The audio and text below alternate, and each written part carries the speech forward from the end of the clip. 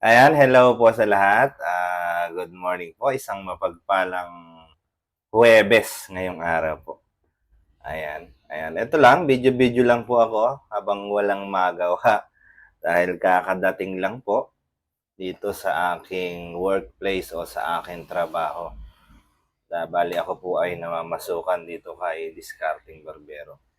At kapag wala pa pong customer, syempre ano muna, relax muna tayo. Ayan, tulad ng ganito, naglilinis ako ng mga gamit. Kasi kung minsan may mga, alam naman natin may mga masiselang customer. Pero dapat lang talagang dapat malinis na mga gagamitin. So, yan. Tapos sa customer, kailangan laging may tissue. At sa buhay barbero, minsan yan maraming pera, minsan ko konti.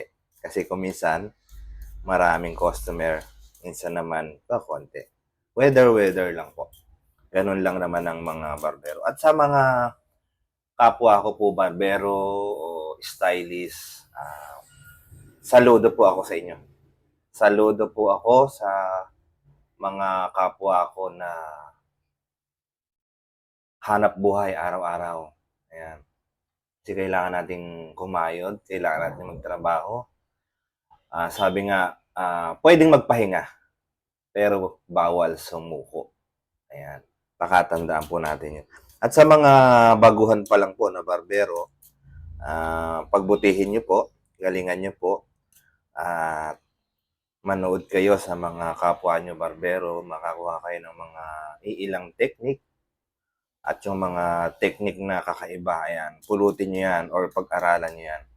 Para sa ganun, pagka may client kayo, i-apply nyo naman yung mga napulot nyo sa mga ibang barbero.